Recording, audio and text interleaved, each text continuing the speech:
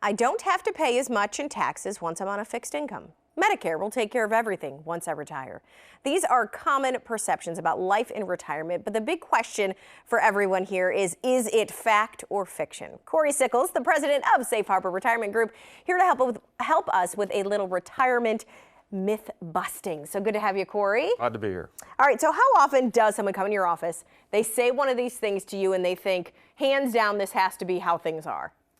It actually happens quite often. I think people have a perception that Medicare is going to pay for everything. Yeah. And what they really don't realize is it doesn't pay for hearing aids. It doesn't even from a hospital standpoint, it only covers for 90 days. So when we start talking about Medicare, it doesn't cover for long-term care. People I think are shocked about it. Even when it comes to even your prescription plans, right. people actually what they call that donut hole, where they actually have to start paying more money. So Medicare is not really, it's designed to help, but it's really not designed to be your overall health cost in retirement. And long-term care can be so expensive. So when people get that number and then find out Medicare doesn't cover it, they're kind of in a jam. That's correct. So you got to think about it beforehand, what you're saying. Right. So next up, we have taxes. And I know a lot of people think they kind of just go away maybe in retirement, or they'll pay a much lower tax bracket at least once they retire.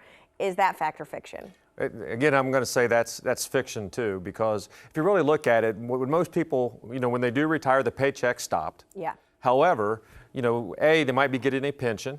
You're getting Social Security. You're probably also taking money out of your IRA account, which means it's going to be taxable income. You still need to, if you really look at what you earn today, odds are you're going to somewhere be between 75 to 85% of your net income, which you make today. Okay. Right? And what you'll find out is you usually don't go into a different tax bracket. Right. You need that money. That's correct. I mean, that's what, right? You want your lifestyle. So people tend to think, and this kind of goes along with it, that their expenses will go down. So is that fact or fiction? That's another fiction. I hear this one all the time. I'm going to retire at 65, for example, and for the first 10 years, I'm going to travel.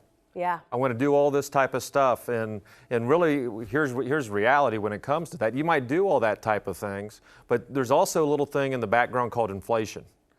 And I did a little checking on it. So if say you made $50,000 in 1997, okay, you would actually need to earn $78,000 today to have buying power.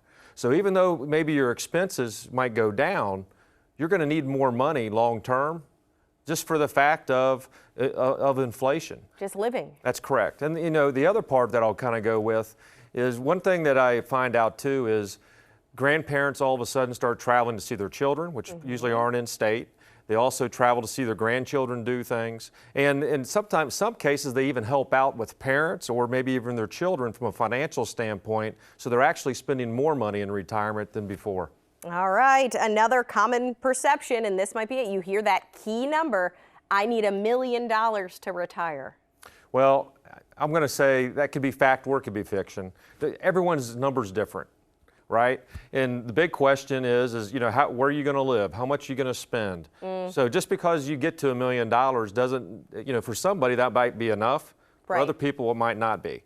And one of the things that I highly would recommend is you really need to sit down with an advisor, put together a plan, and find out truly what your magic number is. It might be more, it might be less, but everyone's situation is different, and you really need to find out what is your magic number. And you do have to sit down and kind of crunch the numbers. And a lot of people during normal working years don't do that because that paycheck's consistent. That's exactly right. The paycheck's consistent. And here's the other part. A lot of people, say I have $1 million.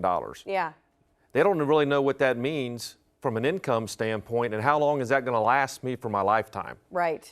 If you're 50, $1 million might not be enough, but if you're 70, $1 million might be.